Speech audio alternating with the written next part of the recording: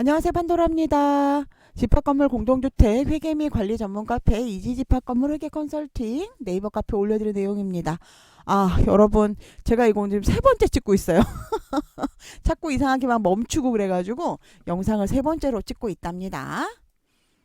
자, 연도 2월 방법, 회계 기수 등록 방법하고요. 여러분들 왜 단기순 이익 처분할 때 여기 뭐 넣어야 되는지 이거 잘 모르시는 분들이 있어서요. 왜 거기다 넣는지 이런 거 설명해 드리도록 할게요. 자, 여러분 모두 알고 있다고 생각하지만 초보는 잘 모르는 연도 2월 당연하죠. 여러분도 초보 때 몰랐잖아요. 저도 몰랐고 어떤 분은 이거 연도 2월 안 해가지고요 막 금액이 안 맞는 거예요. 그리고 어떤 분은 또 어떻게 생각하시냐면 연도 2월을 했는데 갑자기 수익과 비용이 안 나오는 거예요. 이상하다. 뭔가 잘못됐나 보다 라고 생각하시죠? 근데 잘못된 건가요? 아닙니다. 여러분 1월 1일 날 수익과 비용은 여러분 어때요? 수익과 비용은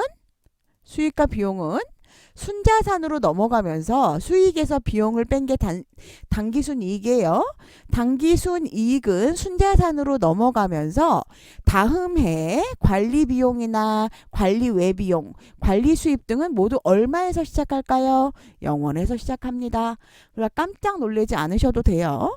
자, 일단 연도 2월 하실 때는 첫 번째, 자, 회계, 결산관리 연도 2월 가셔서 하시면 되고요.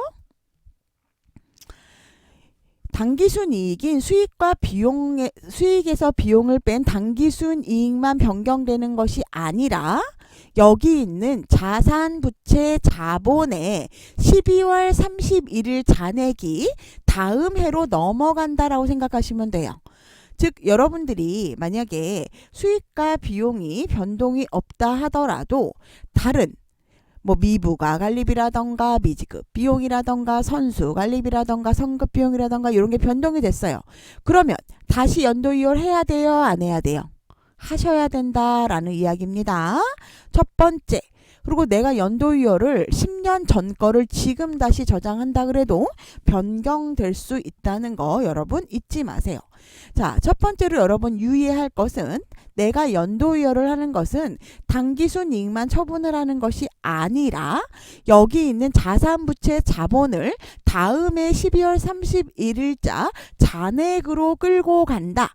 그렇기 때문에 반드시 내가 뭔가를 수정을 했을 때에는 다시 연도 2월을 해야 한다. 안 하면 난리 난다. 이렇게 알고 계세요. 그러면 연도 2월을 하는데 여러분들이 여기 걸 보고 단기순이익 처분 보고 어디다 쓸까 막 고민이 된단 말이에요.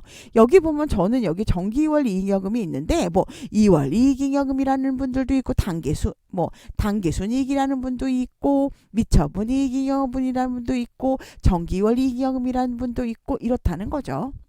자, 여러분 만약에 2월 이익잉여금이 명확하게 예비비적립금 얼마, 관리비 차감 적립금 얼마, 장충 얼마 이렇게 된다면 여기다 기재해 주셔도 되겠죠? 그런데 여러분 우리 2월 이익잉여금은 2월에 처분이 되고 우리가 이렇게 연도 2월을 하는 걸 보통 1월 초에 하게 되잖아요. 그러니까 그런 걸 알 수 없죠. 그러면 어떻게 하냐?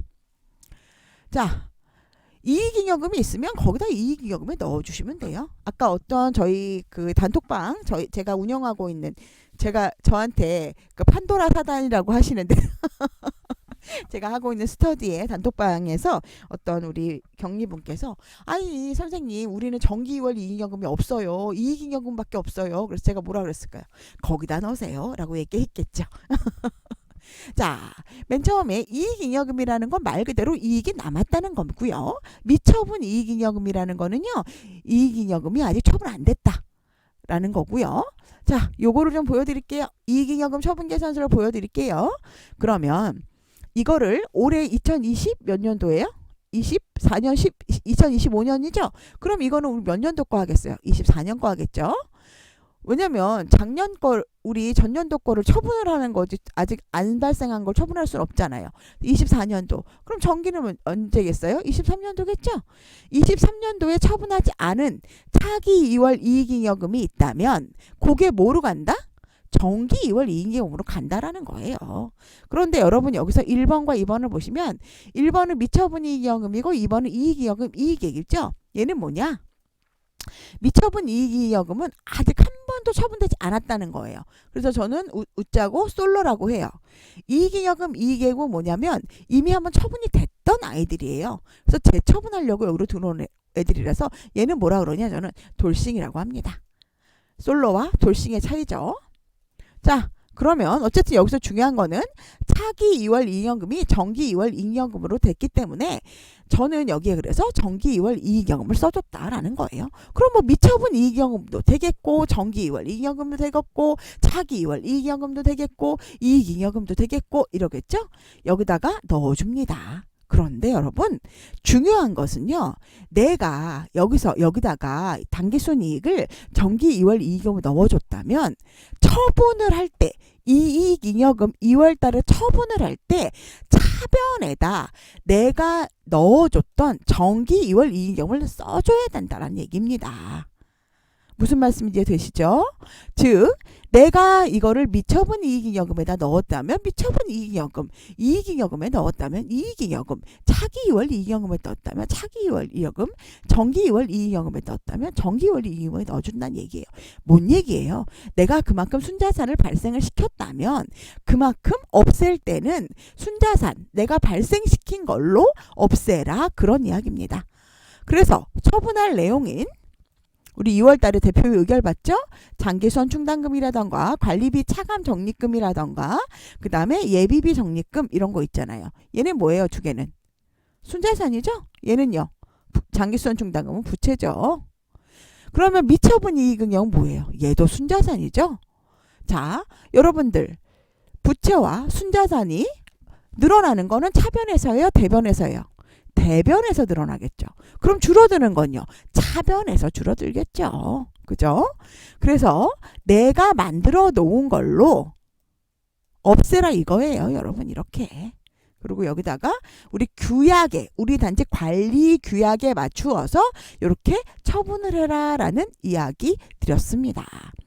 자, 연도이월은요, 여러분 한 번만 해주는 게 아니라 부과 후에 부과해갖고 뭔가 변경이 됐다, 아니면 뭔가 조금이라도 변경이 됐다 그러면 무조건 연도이월 다시 해주셔야지만 1월 1일에 12월 31일 거 잔액 확인했을 때 내가 처분한 내용이 그대로 넘어온다라는 거예요. 만약에 연도이월 안 하면 어떻게 돼요? 안 넘어와요. 이게 반드시 다시 해줘야 된다라는 거 잊지 마시고요.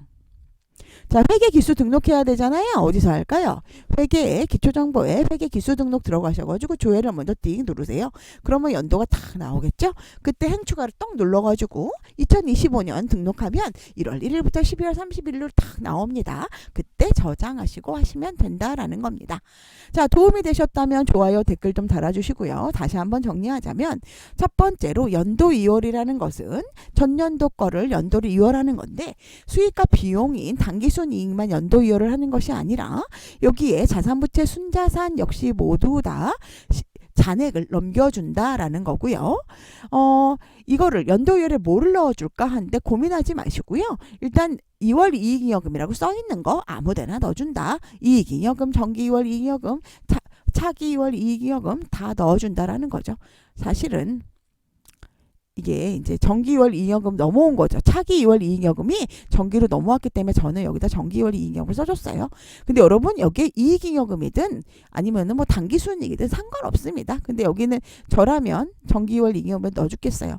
이게 없으면 그냥 여러분 미처분 이익잉여금이나 정기 2월 이익잉여금 넣어주시면 되세요. 참고하시고요. 그런 다음에 내가 만약에 2월에 이익잉여금 처분을 할 때면 내가 만들어준 금액으로 만들어준 계정 과목으로 여기 순자산 없애줘야 된다는 얘기예요. 정기월 이익잉여금을 했으면 여기도 정기월 이익잉여금으로 해서 규약에 따라서 처분한다라는 겁니다. 그리고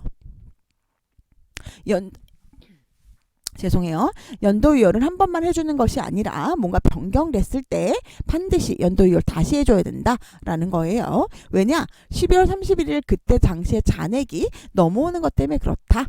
회계 기수 등록할 때는 이렇게 기수 등록 행추가해서 기수 등록하시면 된다라고 설명드렸습니다.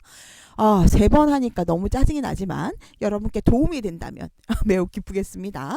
도움이 되셨다면 좋아요, 댓글 달아주시고요. 초보 격리분들 혹시 제 거 모르시는 우리 판도라 격리 실무 모르시는 분들 있으면 제 영상 들으시도록 알려주세요. 오늘도 좋은 하루 되시고요. 그리고 하시다가 너무 모르겠다. 그럼 저희한테 교육 받으시도록 전화하시고요. 결산이나 예산 처음 해봐. 혹은 나 연말정산 처음 해봐. 난 개인 교육을 받고 싶어. 하시는 분들은 저희 회사로 전화 주세요. 그리고 저희는 부가, 세무, 업무 대행, 개인과 그 다음에 아파트 아니면 위탁사 모두 다 해드리고 있어요. 여러분들 오늘도 좋은 하루 되시고요. 내일은 더 행복하시고요. 다음에 뵙겠습니다. 아파트 격리에 늘 진심인 판도라 이만 물러가겠습니다. 다음에 뵐게요.